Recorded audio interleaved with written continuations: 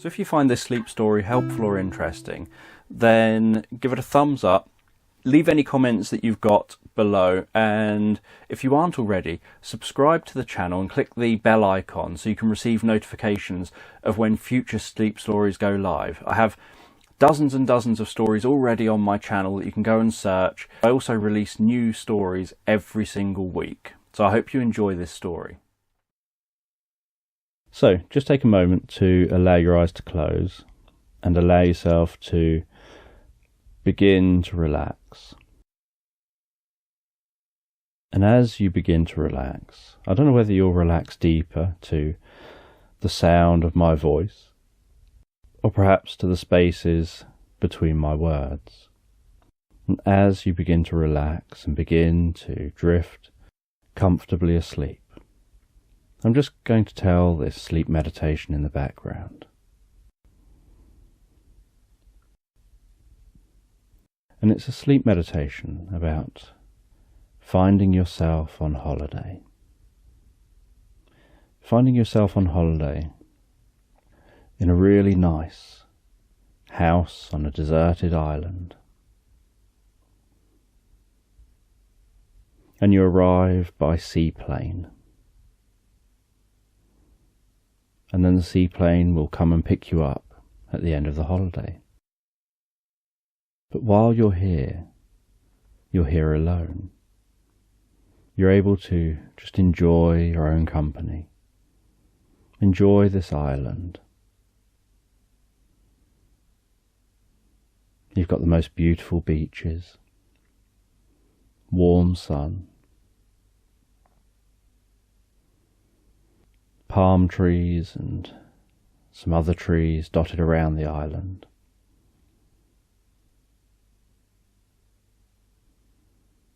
And in every direction you look, all you can see is the most beautiful ocean. You can notice the colour of the sky.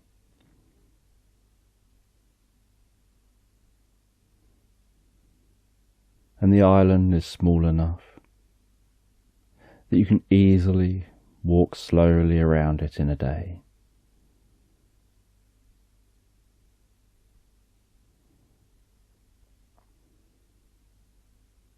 And as you've been relaxing on this island, so you have read a few good books, you've laid out in the sun, enjoyed some of that warmth of the sun on your skin. You've swam in the sea, feeling the warmth of that sea water.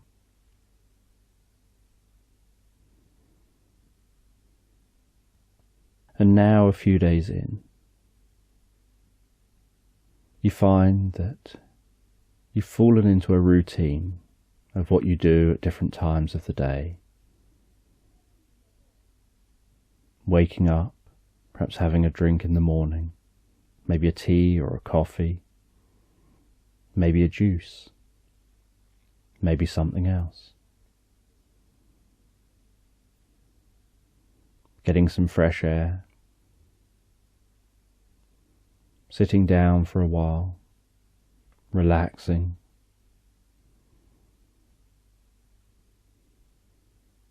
going for a swim. You've walked around the island.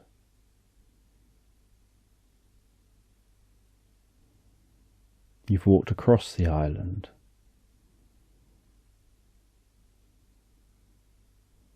You've spent some time just lying on the bed, reading a book, with the window open, with a comfortable breeze coming in the window, and just the perfect amount of light.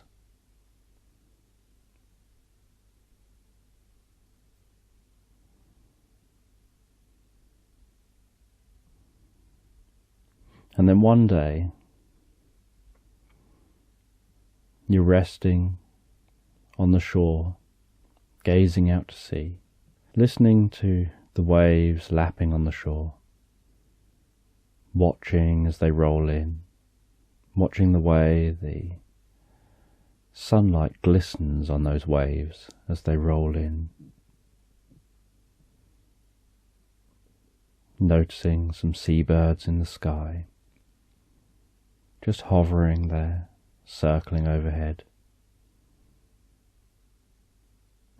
Perhaps the occasional cloud.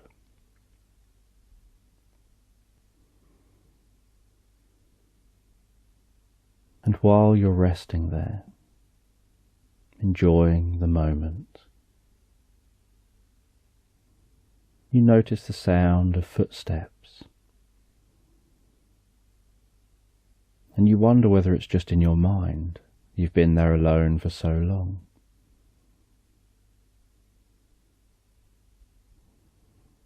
And then you hear that those footsteps are getting closer and closer. You put a book down. You look round behind you. And you see this, what you could only describe as a wizard, wearing purple, a long flowing purple cloak, walking towards you. And at the foot of the wizard, walking confidently alongside that wizard, is a small kitten. And the two of them come over to you. The wizard stops beside you. And you've just watched as they walk over, and the kitten sits down on the ground. And the wizard says that your help is needed. And you don't know why your help is needed, but they tell you your help is needed, and they've come here to get you. And you decide that you'll see if you can help, you'll do what you can.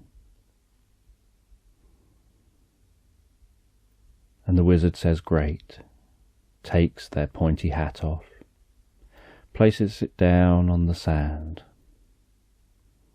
and then gestures with one hand towards the hat. And you look at the wizard curiously, and they look at you and then gesture down again and look down at their hat. And you ask, you want me to step into the hat? And they acknowledge that's what they want you to do. And you step into the hat and vanish. And then they step in behind you and vanish, and just as they vanish, the wizard's hand grabs the rim of the hat and pulls that into the vanishing as well. And you find yourself in a field near a tree. And there's the most beautiful mist over this field. The sun's rising. The wizard puts his hat on. You feel very underdressed for this location. The wizard takes his cloak off his shoulders and places it around your shoulders. You still feel a little underdressed. The wizard lets you know that you can find something to wear shortly.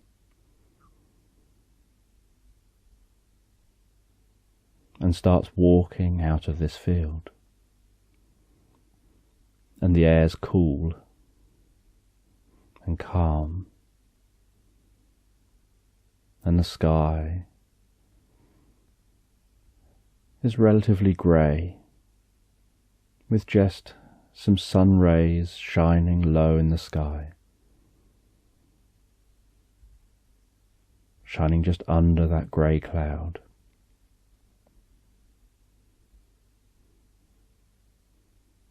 And the wizard guides you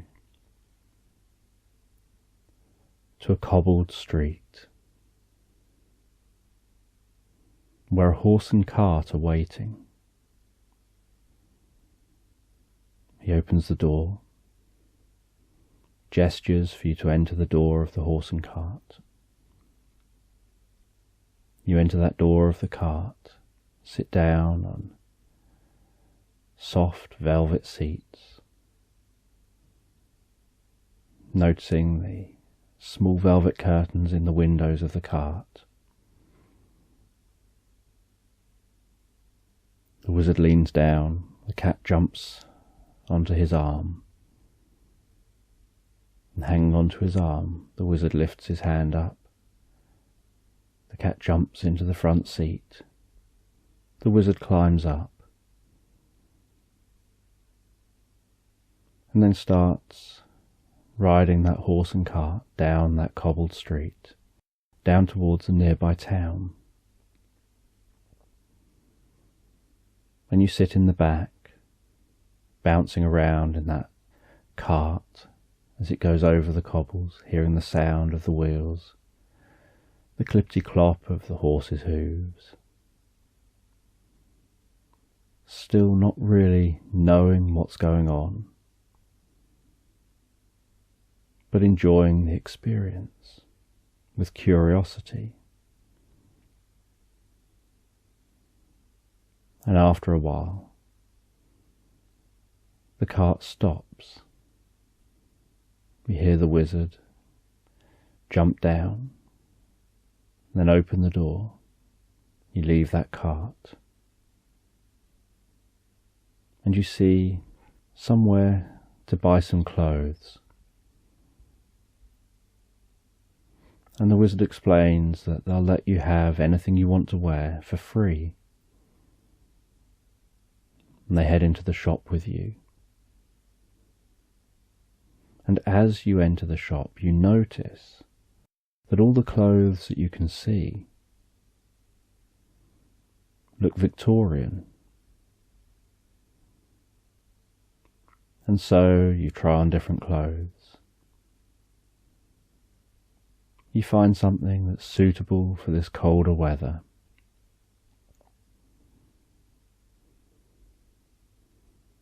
And once you've found something and looked in the mirror and checked out how you've dressed, and you're happy with how you've dressed,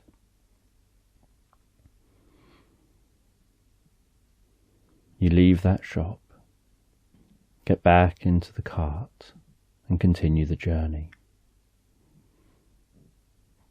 And after a little longer, you see out the window that the cart is turning off the main street. The cart is heading down towards a cottage down a lane. And the cart pulls up at the cottage. The wizard shows you into that cottage. The cat runs into the cottage, sits down by the fire. The wizard gets you a drink and gestures for you to sit down by the fire. And so you sit down and they sit down. And they explain to you that there's a multi-dimensional being similar to them that needs to be stopped from changing history. And that you're the person who can do that. And that they've ran through multiple scenarios. And they know that you can say and do just the right thing to change their mind. They don't know you. And so they don't have that kind of dynamic with you.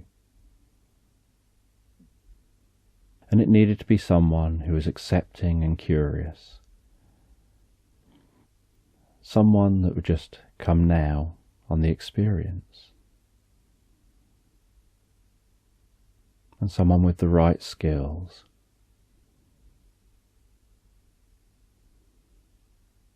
and you don't know yet what it is you're going to need to do. But they say for now, rest up in this cottage, and you'll know what to do in the morning. And then the wizard and the cat leave, and you sit and relax in front of that fire. You wander out into the back garden, and out in the back garden you take a look at the bluebells among the trees at the end of the garden. You can notice daffodils in the flower beds down the sides of the garden. Notice roses in rose bushes standing above the flower beds, standing above those other flowers, all those daffodils. And you sit out in that garden for a little while. And as you sit out in that garden, so the sky begins to clear. And as the sky clears, the sun's warmth increases, and you close your eyes and feel the warmth of that sun on your face. Almost like it's somehow charging you up.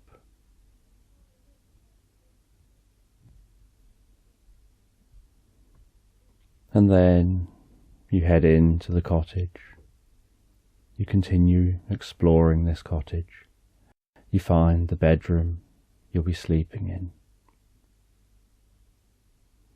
You look at the lamp beside the bed, noticing the different multicoloured squares of glass that make up the lampshade, and the way when you've lit that lamp,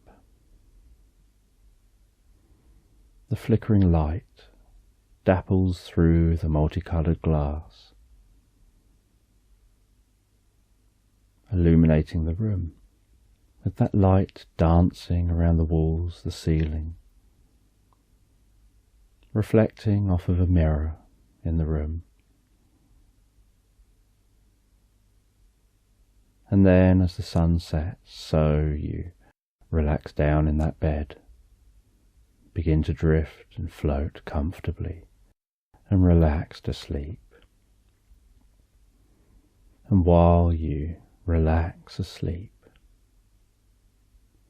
you have this strange feeling, this feeling that the bed has suddenly flipped, as if your eyes are open, and you have this feeling like you're on the ceiling, except when you look down, that's the ceiling. But because you're in place where you are, it's just a feeling that something's different. Because from your perspective, everything looks the same. To your vision, everything's up the right way. But you've got this feeling like it's flipped over. And so you look out the window. And as you look out the window, so you notice that the world outside of the room is up the opposite way to the world inside the room.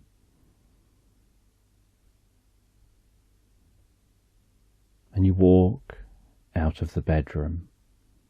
You walk downstairs. You open the door to walk out into the back garden. And as you do, you notice that it doesn't open into the back garden you saw before.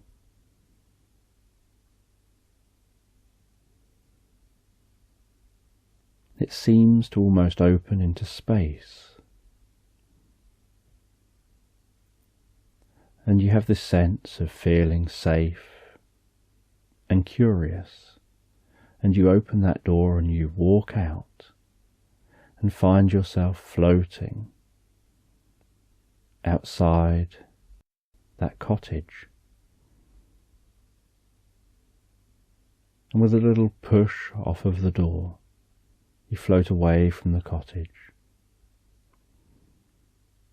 And you turn and look back and see the cottage floating upside down compared to you in space. And while you float, you look around yourself. And you can't see anything above you, below you, to the left, to the right, or behind you, other than distant stars and patches of colour in the sky. And then this cottage, just floating there. And you start thinking to yourself, how are you going to float back to the cottage? And as you think that, you notice you seem to be wearing the wizard's cape. And as you think that and notice the cape, you start almost flying back towards the cottage, as if somehow the cape manages to turn your thoughts into actions. And you stand back at the cottage, looking out over the view of stars, curious about where you are. And then while you look out, you notice some stars disappear from view and then reappear again. And you realize there must be something out there that's floating in space in front of the stars. That because there's no other light, from here you can't see what it is, only that it obviously doesn't emit light, and that it's passing in front of stars. And so you watch where you saw stars disappear, and you keep watching and watching, paying all of your attention on that point in space. And you watch and watch, and then you notice a star disappear. And just as that star disappears, you push off of the cottage, and almost like getting into a superhero pose, flying, you have a sense of yourself flying as fast as you can to that point in space, keeping your eyes fixed on where that star was. And when you get very near to what it was that was passing in front of the stars, you notice what looks like an asteroid. You readjust your course slightly to go to where the asteroid now is. And as you get closer and closer, so you see what looks a bit like a cave into that asteroid. And you slow down at the entrance to that cave. You land inside that cave.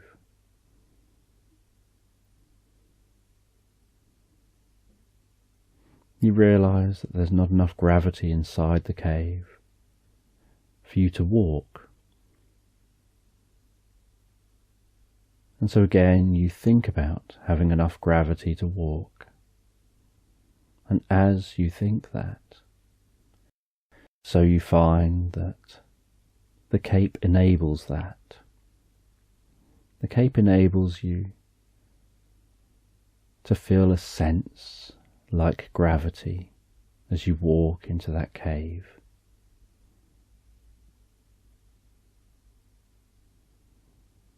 And it doesn't take long before the cave is too dark to see.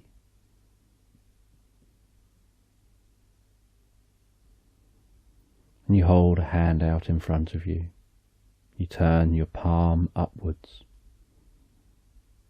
You think to yourself that you want light, and a glowing electric blue orb of light appears hovering above your palm, and you notice the light dancing on the cave walls, your shadow dancing on the floor, on the walls, as you walk deeper and deeper into the cave. And deep in this cave you find a chamber, and in that chamber you have this sense of movement on the back wall, and you increase the illumination of that light. And as you do, it illuminates the back wall, and you see the most beautiful moving patterns, symmetrical patterns, dancing, moving, rotating on that back wall, almost drawing you in. And you watch as those patterns move and change and become one whole pattern again, and then seem to take on the form of multiple patterns as they move and change before becoming another whole pattern. And the closer you get to it, the more you realize that this is more than just moving patterns, that there are patterns within the patterns within the patterns. And the closer you get, the more repetition you notice, and the more you discover that what you're looking at closer up resembles the patterns of the whole that were further back. Almost like a very similar pattern is there on every level, and you get as close as you can, and you squint and you really try to look as close as you can, and you notice that even squinting, the smallest scale you can see, the pattern you're looking at within the pattern that was within the patterns within the patterns looks incredibly similar to all the other patterns. And you have this sense that it's subtly different. But if someone showed you it, you would recognize it as that same kind of pattern. And with your other hand, you reached out to the wall. You rested your hand by the wall. And you noticed, as your hand got closer and closer and eventually touched that wall, that despite all this movement, there was no physical movement. That there was nothing you could feel through your hand, through your fingertips, through the palm. And yet you could see it happening before your eyes. And then you notice something changing, that where your hand was touching the wall, so patterns began to change, as if they were coming out from your hand now, replicating your hand, next to your hand, just subtly out of line with your hand, and then next to that and next to that, with hands coming off those hands, coming off those hands, until the whole wall was full of a replicated pattern that just looked like your hand replicated multiple times on different scales. That no matter how much you zoomed in on it, it resembled your hand.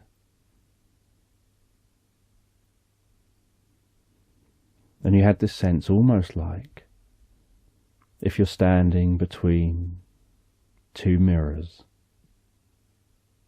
and you zoomed a camera in on the image of yourself in the mirror, and you would see yourself behind yourself, behind yourself, behind yourself, indefinitely.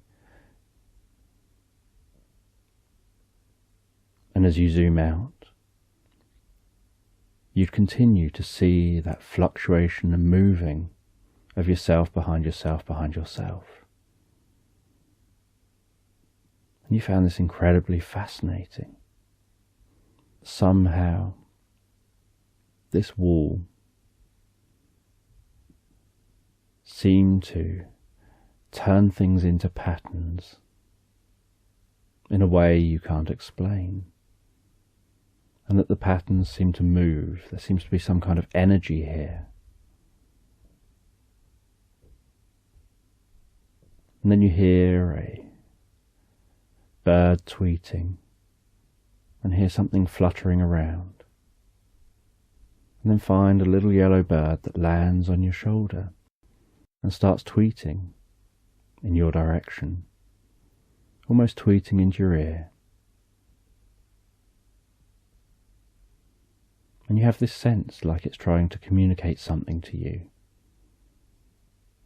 And then you realise it's trying to communicate that you need to pass through here. You need to work this out.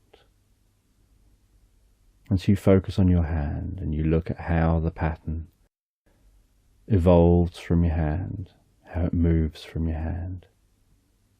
And you start moving your hand slowly and gently, noticing how the whole wall of pattern changes and shifts. And then at one point you get your hand just right, so that the patterns across the wall suddenly fall into sync, suddenly just look absolutely perfect and symmetrical. And you hold your hand in exactly that spot, and the movement stops while it's in exactly that spot. And then the wall seems to vanish, opening up into a dark area, and you walk through into that dark space.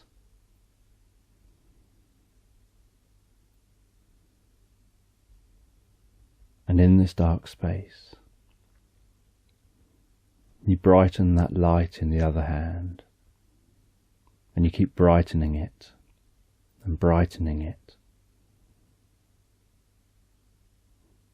And eventually it's bright enough to illuminate this area, and you notice that it's an enormous space, and that in the middle of it looks like a really old well. And you walk towards that well, and the closer you get, the more you hear a slight dripping from that well. You lower a bucket down into that well. You hear it reaching the water. You then raise that bucket up. You look in the bucket. You see this glowing electric blue water. You touch the water with your hand, and suddenly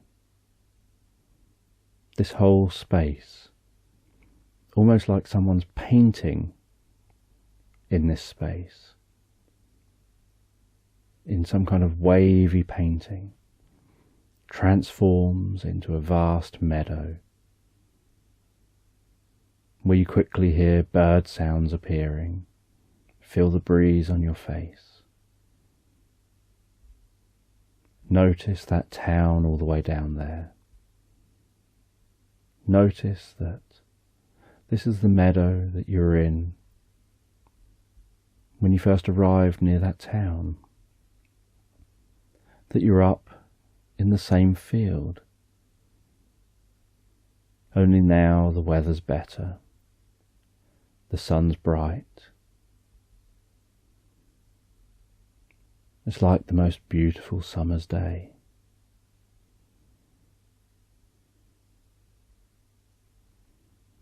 And you can see someone sat down on the ground by a tree,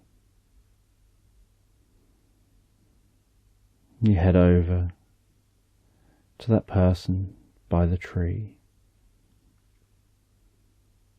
and you can see that they look a bit lost in thought. And so you sit down near them, and at first you don't say anything, you just sit there. You just be present.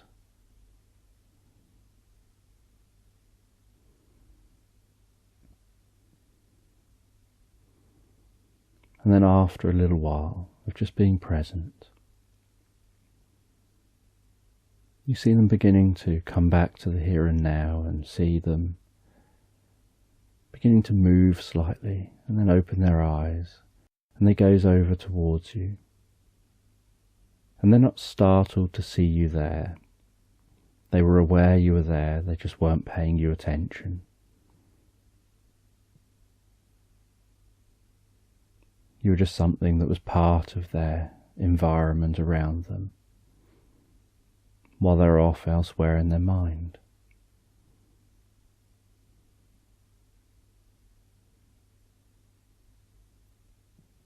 And you notice a certain sadness in their eyes. And you ask them if there's anything you can do to help. And they explain about how they'd lost control of their powers. They've had to isolate themselves here to try and protect everyone. That people had thought that they were starting to do bad things with their powers. But they weren't. For some reason, they'd lost control of their powers. And you realise that this is the person that you were supposed to help. And you thought that you were supposed to help them in the morning. And they explained that it is the morning, that they're now well into the morning. And you sit and you talk with them and you listen to them as they tell you about their mind getting distracted, their mind getting so focused on other things that their body almost stopped coping and started doing its own thing separate from what they wanted it to do with its mind.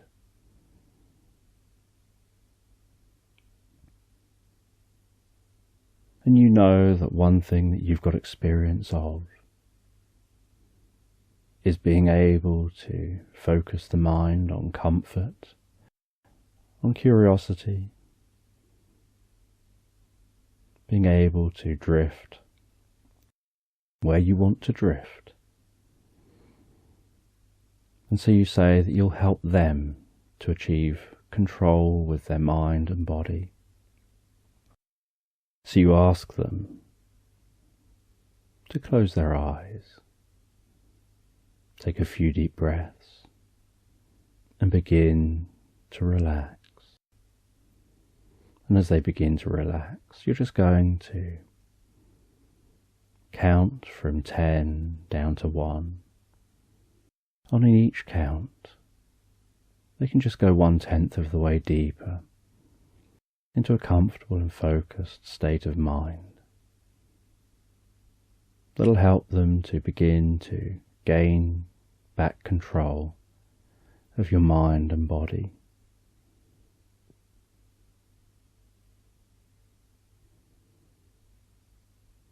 And you can have this sense almost like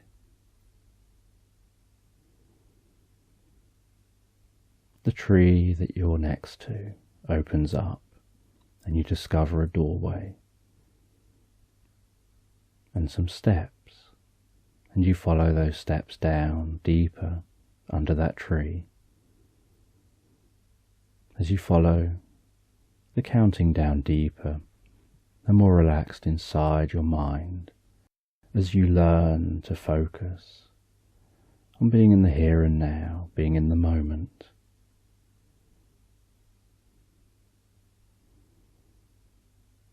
10, 9, 8, 7, and you notice their arms beginning to relax. You notice the way their breathing deepens and relaxes. You notice the way their facial muscles smooth out. The way their eyes begin to dance slightly under the eyelids. The stillness through their body.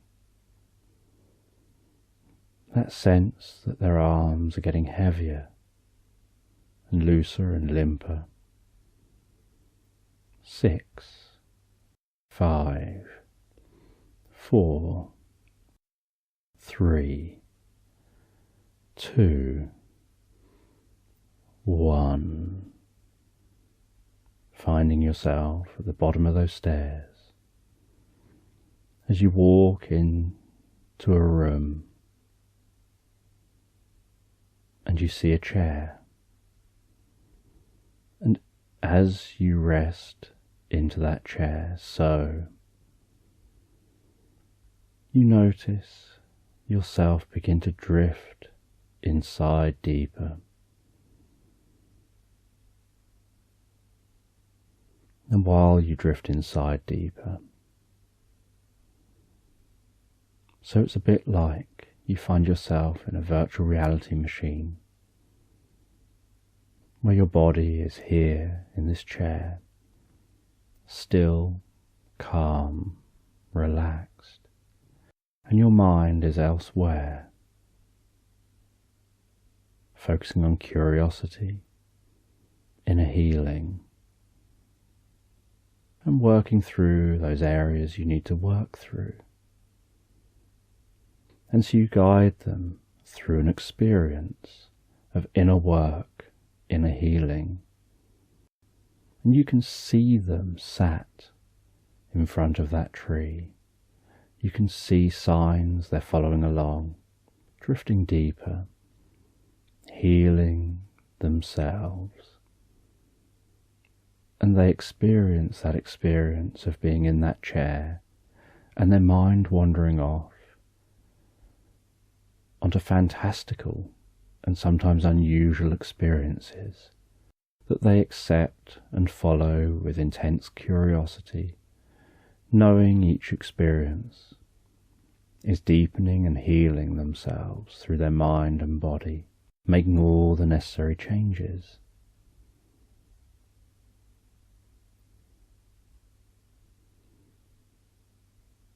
And you know when the time is right to begin the process of letting them know they can begin to come back to themselves under that tree, because you notice a slight change in skin colour. You notice a slight change in the way the eyes move under the eyelids. You notice a slight change in tension in the arms, a slight change in the breathing. And then you let them know they can take as long as they want to come back to the here and now under that tree over the next minute or so. And you give them that minute of silence to take as long as they want to come back to the here and now under that tree. And then when they're ready, they come back and you see their beaming smile as they open their eyes. And they let you know they feel a sense of peace, a sense of harmony through their mind and body. They feel that connection again between their thoughts and their actions.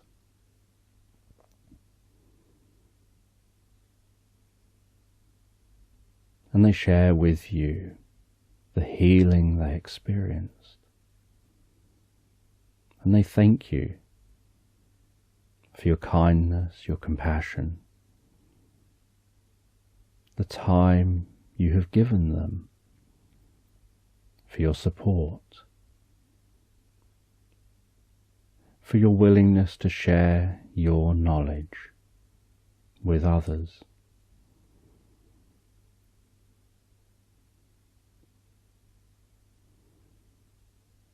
And they tell you that they'll be fine now and that perhaps you should go and find yourself. And you wonder what they mean. And they say perhaps you should go and find yourself in that cottage.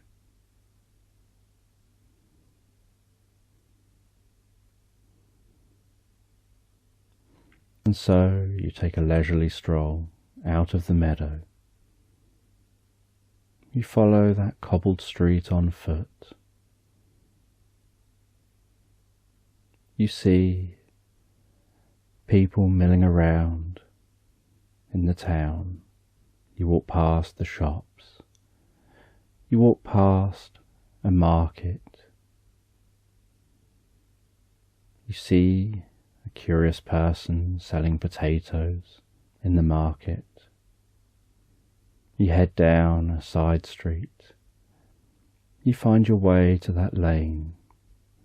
You follow that lane.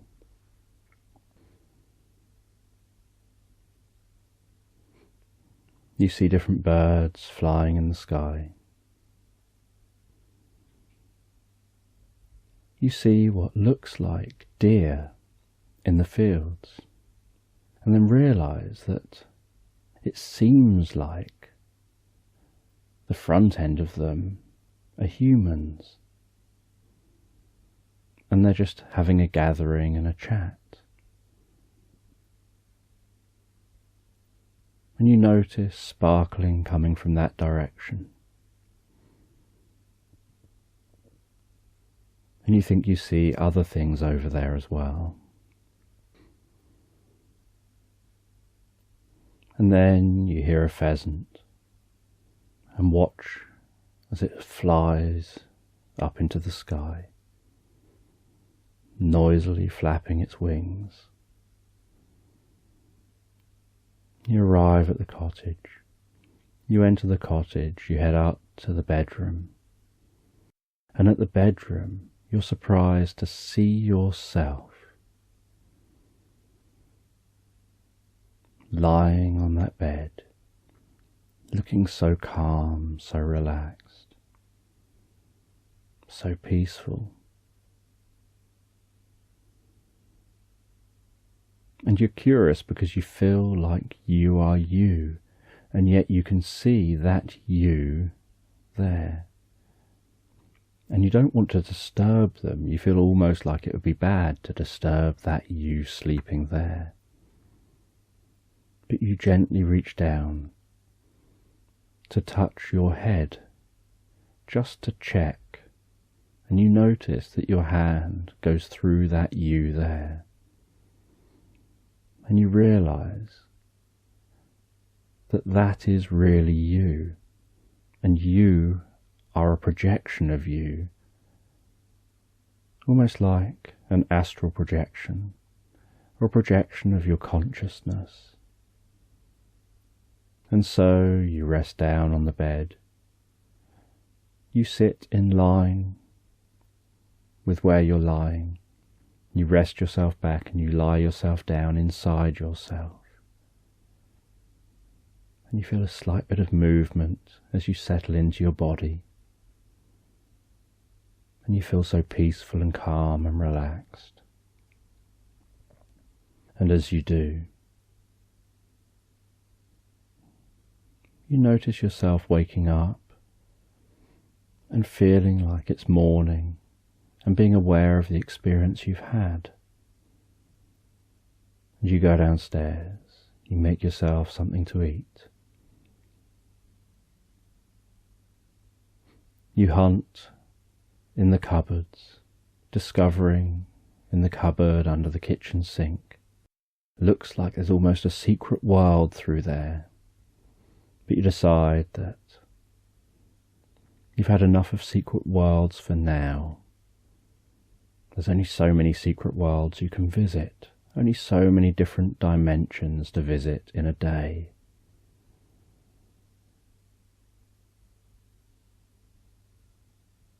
And as the day goes on, so you hear a knock at the door. You open the door, the wizard standing there, with the kitten standing on their shoulder.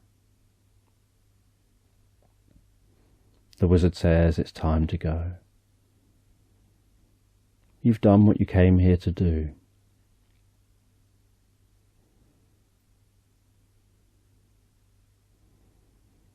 And the wizard walks you back to that horse and cart. You go through the door to the back of the cart. And as you go through that door, you find yourself back on that beach. And you turn around, curious because it happened so quickly. It happened in an instant. And the wizard and the cat are stood here on the beach with you. The wizard takes back his cape, thanks you for your help,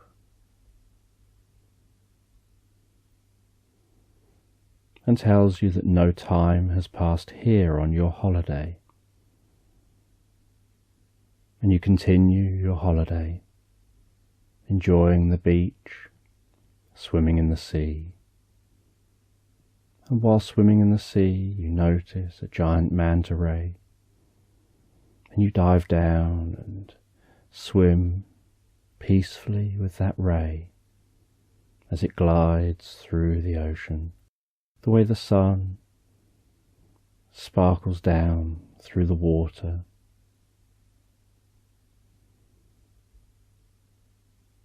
You continue that holiday before the seaplane arrives to take you home. You head home, back to the mainland in the seaplane. You make the rest of your journey home, still thinking about the experience that you had on holiday.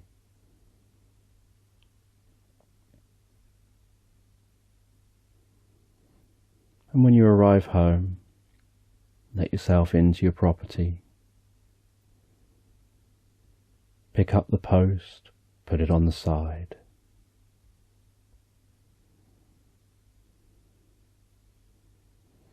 Make a drink.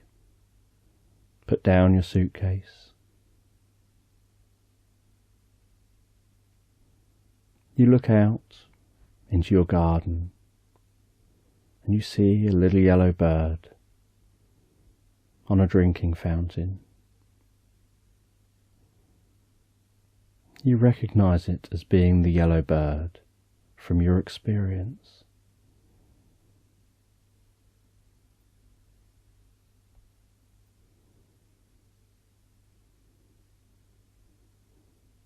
And you're curious how things will turn out in the future, what this experience was and what it means to the present, and whether you'll ever see that wizard and cat again.